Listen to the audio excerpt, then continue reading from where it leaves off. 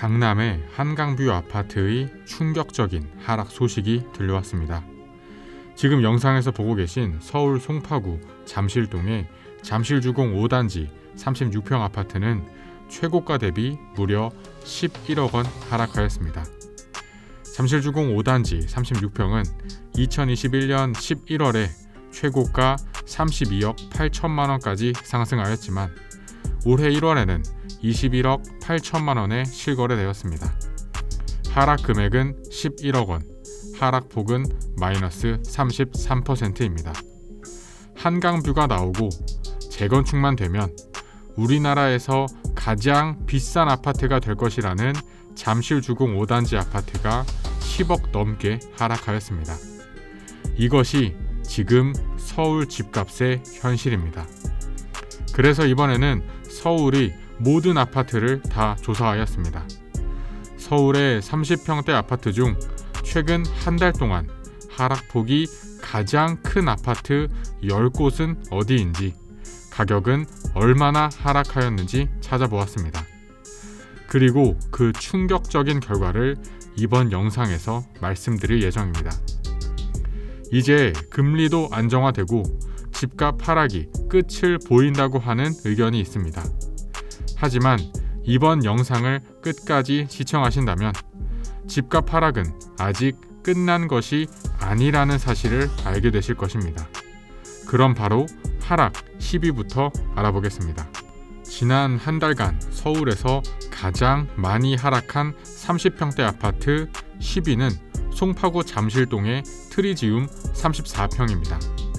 21년 9월 최고가 24억 5천만 원에서 올해 1월 17억 7천만 원으로 6억 8천만 원 하락하였습니다. 하락폭은 마이너스 27%입니다. 현재 네이버 부동산에 나와 있는 최저가 매물은 17억 3천만 원입니다. 다른 영상에서도 말씀드렸지만 송파구는 상위 입지인 강남구, 서초구와 하위 입지인 강동구, 성남시 사이에 끼어 있는 상태입니다. 강남구 대치동의 집값이 무너지며 송파구 집값도 하락하고 있고 강동구와 성남, 특히 성남에 공급 물량이 쏟아지며 수요가 분산되고 있습니다. 송파구 아파트 집값 입장에서는 천장이 무너지고 바닥이 꺼지고 있는 상황입니다. 서울 30평대 아파트 하락 9위는 영등포구 여의도동의 3부 아파트 38평입니다. 22년 1월 최고가 27억 2천만 원을 기록하였지만 올해 1월에는 20억에 실거래가 되었습니다.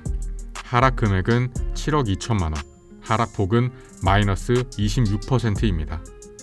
여의도 3부 아파트는 5호선 여의나루역 역세권입니다. 학교로는 여의도 초등학교, 여의도 중학교, 여의도 고등학교를 끼고 있습니다. 여의도 한강공원을 끼고 한강뷰가 나오는 아파트입니다. 그럼에도 불구하고 우선 부동산 대세 하락장을 거스를 수는 없습니다. 또한 여의도가 현재 토지거래 허가구역으로 묶여 있어서 투자 수요 진입이 어렵기 때문에 가격 반등이 나오지 않고 있습니다. 서울 30평 하락 8위는 강동구 상일동의 고덕 아르테온 34평입니다. 22년 4월 최고가 19억 8천만 원을 기록하였지만 올해 1월에는 12억 5천만 원에 실거래가 되었습니다. 하락 금액은 7억 3,500만 원, 하락폭은 마이너스 37%입니다. 강동구는 배제고와 한영고가 있어서 학군이 좋지만 5호선의 끝, 사실상 서울의 끝자락이라는 입지적인 단점이 큽니다. 상일동 일대는 주공아파트가 재건축을 모두 마치고 신축 아파트, 미니 신도시로 입지가 바뀌었지만 9호선이 뚫리기 전까지는 서울 중심부 접근성이 매우 부족합니다. 당분간은 가격이 제자리를 계속해서 찾아갈 것으로 보입니다. 서울 30평 하락 7위는 서초구 반포동의 반포서밋 35평입니다. 21년 10월 최고가 31억 9천만 원을 기록하였지만 올해 1월에는 24억 5천만 원에 실거래가 되었습니다. 하락 금액은 7억 4천만 원, 하락폭은 마이너스 23%입니다.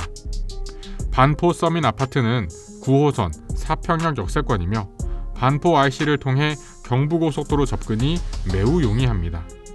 학교로는 서원초, 반포고, 원명초가 있습니다. 최근 반포동 일대를 아우르는 키워드는 역전세입니다. 20년도, 21년도에 사상 최고가의 전세를 맞춘 전세 계약 만료가 올해 돌아오고 있습니다. 5억, 6억, 역전세를 맞지 못하면 반포동 일대의 아파트 가격이 더욱 휘청일 가능성이 높습니다. 하락 6위는 강남구 대치동의 은마아파트 31평입니다. 21년도 11월 최고가 26억 4천만 원을 기록하였지만 올해 1월에는 17억 9천만 원에 실거래가 되었습니다. 하락 금액은 8억 4천만 원, 하락폭은 마이너스 31%입니다. 대치동 학원가를 끼고 있고 대치동에서 가장 큰 대단지 아파트입니다. 우리나라 교육열을 대표하는 아파트입니다. 아파트와 상가의 복잡한 관계로 인해서 은마아파트 재건축은 아직도 5년, 10년은 더 걸릴 것으로 보이며 GTX 노선이 은마아파트 지하로 지나가며 아파트 안전 문제도 말이 나오고 있습니다. 하락 5위는 송파구 가락동의 헬리오시티 33평입니다. 21년 9월 최고가 23억 8천만 원을 기록하였지만 올해 1월에는 15억 3천만 원에 실거래가 되었습니다. 하락 금액은 8억 5천만 원, 하락폭은 마이너스 35%입니다. 9,510세대의 우리나라에서 가장 큰 대단지 아파트인 만큼 매도 물건이 쏟아지는 중입니다. 최근 부동산 규제가 완화되며 거래량이 많아지고 있습니다. 그러나 평년 대비로는 아직도 거래량이 바닥 수준이고 가격 반등이 아니라 고만고만한 수준에서만 거래가 되고 있습니다. 하락 4위는 강남구 도곡동의 도곡렉슬 34평입니다. 21년 9월 최고가 32억 원을 기록하였지만 올해 1월에는 23억 5천만 원에 실거래가 되었습니다. 하락 금액은 8억 5천만 원, 하락폭은 마이너스 26%입니다. 하락 3위는 강남구 개포동의 개포주공 7단지 35평입니다. 21년 7월에 최고가 28억 7천만 원을 기록하였지만 올해 1월에는 16억 5천만 원에 실거래가 되었습니다. 하락 금액은 8억 7천만 원, 하락폭은 마이너스 30%입니다. 개포동에는 앞으로 1만 세대 입주가 예정되어 있습니다. 3,375세대의 개포 자이 프레지던스 아파트가 올해 2월에 입주 예정이며 6,704세대의 DH 퍼스티어 아이파크 아파트가 24년 1월에 입주 예정입니다. 지금도 급매만 겨우 거래되면서 사는 사람이 없는데 1만 세대 가까이 신축 물량이 쏟아지면 가격은 당연히 더 휘청거릴 가능성이 높습니다. 지난 한 달간 서울에서 가장 하락한 30평대 아파트 2위는 송파구 신천동의 파크리오 33평입니다. 21년 8월에 최고가 25억 3천만 원을 기록하였지만 올해 1월에는 16억 5천만 원에 실거래가 되었습니다. 하락 금액은 8억 8천만 원, 하락폭은 마이너스 34%입니다. 잠실에서 가장 비싼 아파트는 엘리트라고 불리는 엘스 리센츠 트리지움입니다. 엘스 리센츠 트리지움이 파크리오보다 2억에서 3억 정도 비쌉니다. 그리고 파크리오는 헬리오시티보다 2억에서 3억 정도 비쌉니다. 엘스 리센츠 트리지움 아파트의 가격이 빨리 안정되어야 파크리오 가격도 바닥을 다질 것으로 보입니다.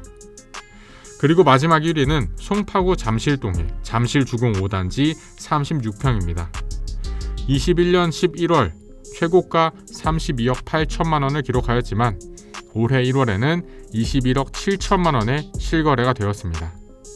하락 금액은 11억 원, 하락폭은 마이너스 33%입니다. 잠실주공 5단지는 재건축이 되면 잠실의 교통, 상권, 학군, 환경, 일자리를 모두 한 번에 누릴 수 있는 1등 아파트입니다. 그러나 그것은 나중에 재건축이 되고 나서의 문제입니다.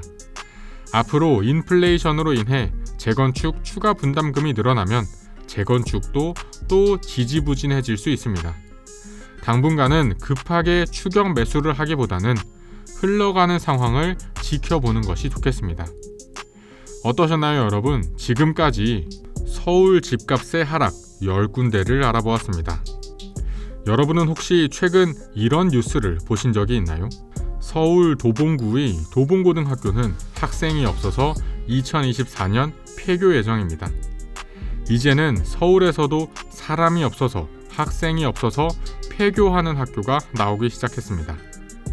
이런 와중에 대구에는 미분양된 아파트가 10,000가구를 넘어섰습니다.